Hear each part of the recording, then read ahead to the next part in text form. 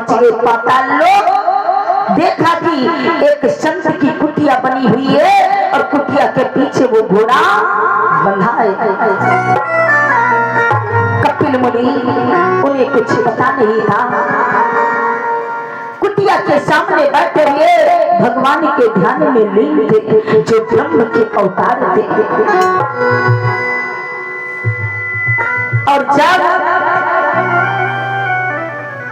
राजकुमारों ने देखा, विचार किया, ये बाबा ये चोर है, पाखंडी बाबा है, ये हमारे घोड़े को पृथ्वी से चुरा करके इस पाताल लोक में छुप करके बैठाई, वो भी अब नाटक कर रहा है भजन करने का। ये वो क्रोध से भरे अभिमानी राजा सगर के 7,000 पुत्र दांत पीस पीस करके कपिल मुनि का अपमान कर रहे, असत्य बोल रहे। और एक राजकुमार क्रोध में आकर के कपिल मुनि के सीने पर चरण का प्रहार कर दिया और जैसे लात मारा कपिल मुनि को, कपिल मुनि की समाधि खुल गई, कपिल मुनि का ध्यान भंग हो गया।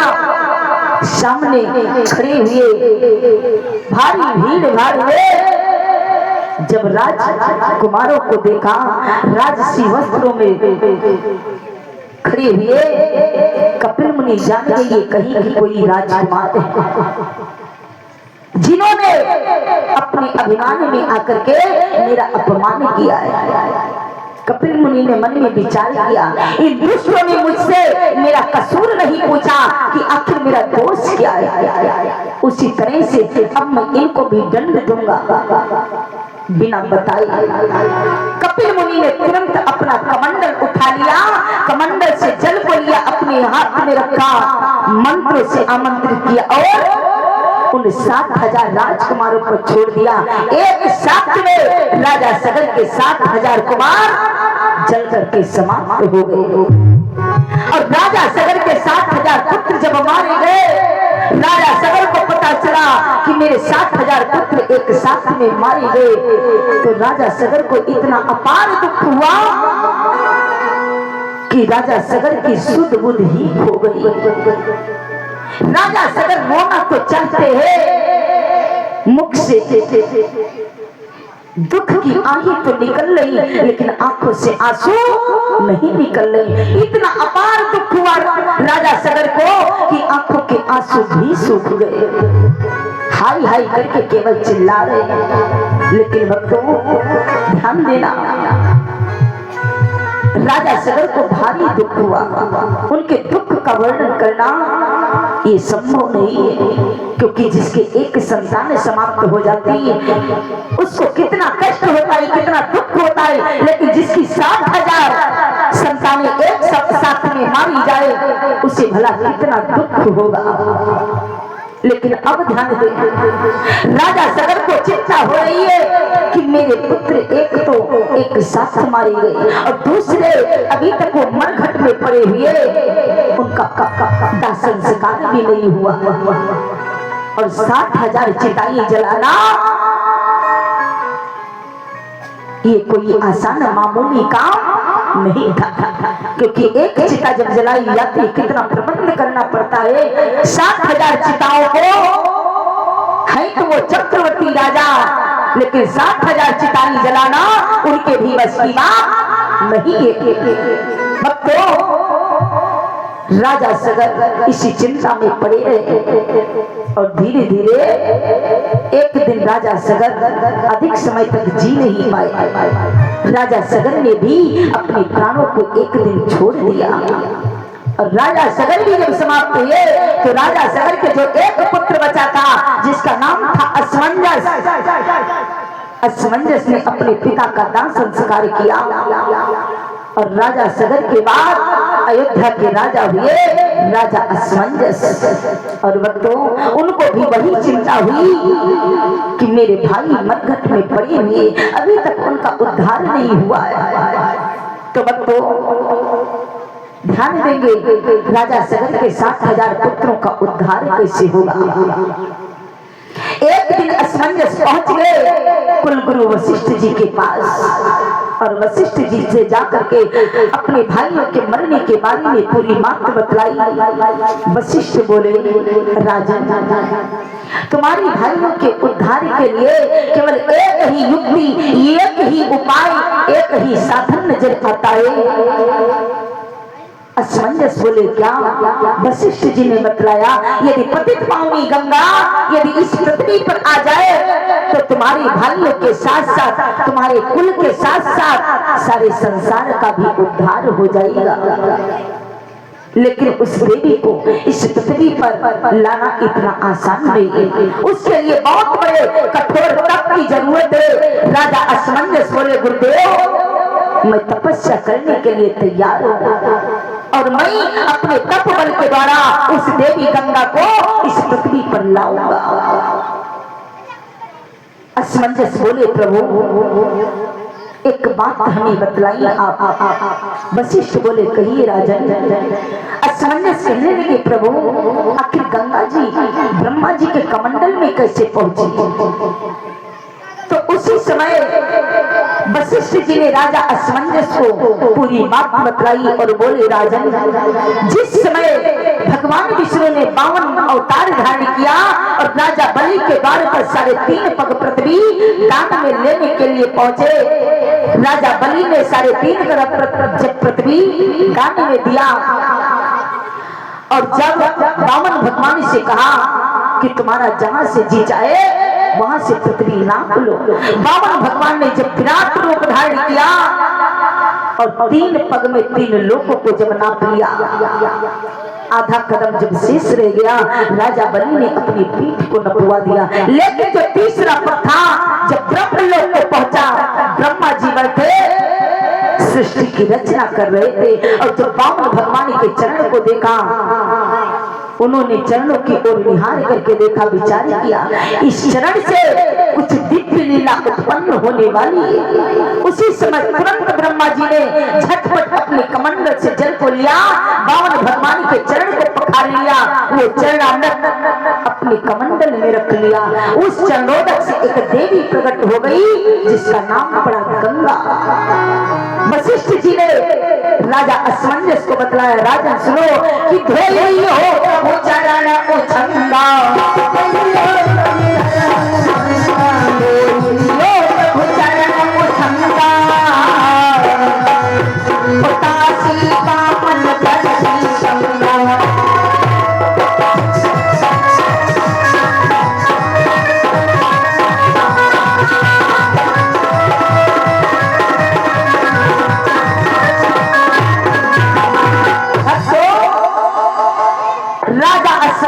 वशिष्ठ जी ने बतलाया, भगवान के चरणोदक से देवी गंगा जी प्रकट हुई और हे राजन, इसी नाते से गंगा जी भगवान विष्णु की पुत्री कहलाई।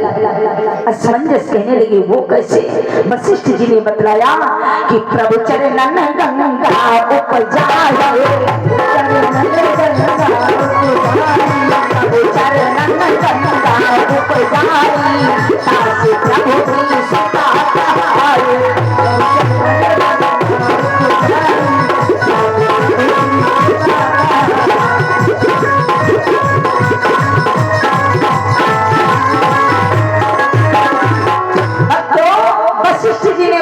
भगवान विष्णु के चरणों से जो गंगा प्रकट हुई, भगवान विष्णु की नाते में पुत्री हुई और तभी से भगवान विष्णु की गंगा जी बेटी कहलाती है। राजन, अगर वही पतित पावनी गंगा अगर इस पृथ्वी पर आ जाए तो तुम्हारे भाइयों का उद्धार हो जाएगा। बोलिए गंगा मैया की जय हो, भगवान की जय हो। तो भक्तों, राजा असमंजस वशिष्ठ जी से आशीर्वाद लेकर के वहां से विदा हुए, अपने महलों में आए और महलों में आकर के वन के लिए प्रस्थान किया तपस्या करने के लिए।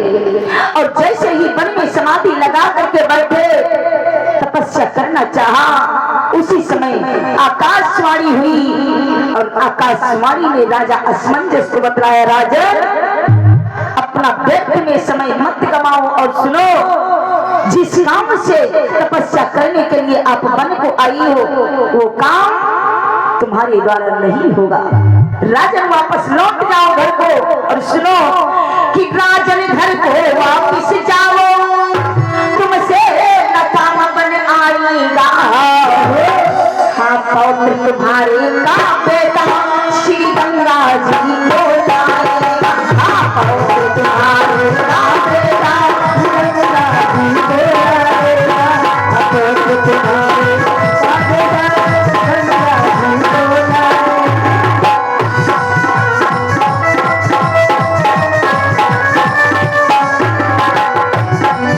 राजन घर को वापस जाओ,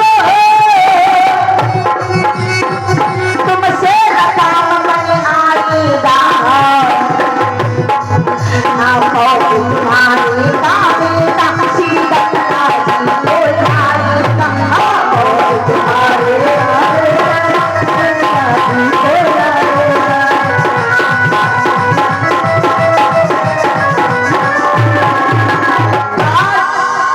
राजा असमंजस को आकाशवाणी ने बतलाया, राजन ये काम तुम्हारे द्वारा संभव नहीं होगा। वापस लौट जाओ अपने घर को और ये काम तुम्हारे पोते के पुत्र के द्वारा संपन्न होगा। अभी बहुत समय बाकी है, तुम वापस लौट जाओ घर को। राजा असमंजस वापस निराश होकर के घर को लौट आई। राजा असमंजस के एक पुत्र हुआ जिसका नाम पड़ा अंशुमान। और भक्तों, अंशुमान जब अयोध्या के राजा हुए, विवाह हुआ, समय बीतने लगा। राजा अंशुमान के काफी दिनों तक कोई संतान नहीं हुई। अंशुमान को बड़ा दुख हुआ। वशिष्ठ जी से उपाय पूछा। वशिष्ठ जी ने उपाय बतलाया कि यदि 21 दिनों तक श्रद्धा भाव के साथ नंदनी गाय की यदि पूजा करोगे तो नंदनी गाय के आशीर्वाद के द्वारा तुम्हें संतान की प्राप्ति अवश्य होगी। अंशुमान ने 21 दिनों तक गुरुदेव के कथना अनुसार नंदनी गाय की पूजा किया और नंदनी गाय के आशीर्वाद के द्वारा एक पुत्र की प्राप्ति हुई जिसका नाम पड़ा भक्तों दिलीप। अब ध्यान देंगे, धीरे धीरे वही समय नजदीक आ रहा है कि देव इच्छा उनसे हुआ पैदा कुंवर दिलीप। एवं हुए दिलीप से भागीरथ कुल दिए। एवं हुए दिलीप से भागीरथ कुल दिए। देव इच्छा उनसे हुए पैदा कुंवर दिलीप। एवं हुए दिलीप से भागीरथ कुल दिए। एवं हुए दिलीप से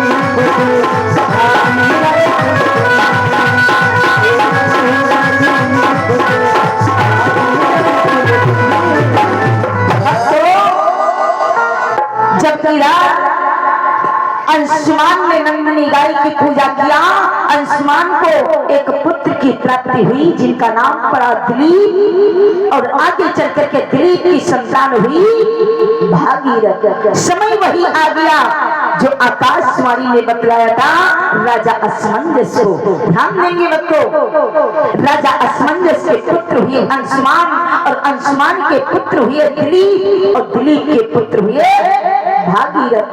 तो पोते का पुत्र हुआ भागीरथ। और भागीरथ को जब पता चला कि हमारे पूर्वज सभी मरघट में पड़े हुए, अभी तक उनका उद्धार नहीं हुआ है, तो भागीरथ 12 वर्ष की उम्र में तपस्या करना शुरू कर दिया और 12 ही वर्ष तक भागीरथ ने तपस्या किया भगवान विष्णु की। और तब भगवान विष्णु प्रकट हुए और भगवान विष्णु भागीरथ को लेकर के ब्रह्मा जी के पास में पहुंचे। ब्रह्मा जी को आदेश दिया, मेरी पुत्री गंगा को बुलवाओ, कुछ काम है। ब्रह्मा जी ने गंगा जी को बुलाया। तब भगवान विष्णु ने आदेश दिया, बेटी गंगा सुनो कि बोले गंगा बेटी मेरी, बोले गंगा बेटी मेरी, आज्ञा को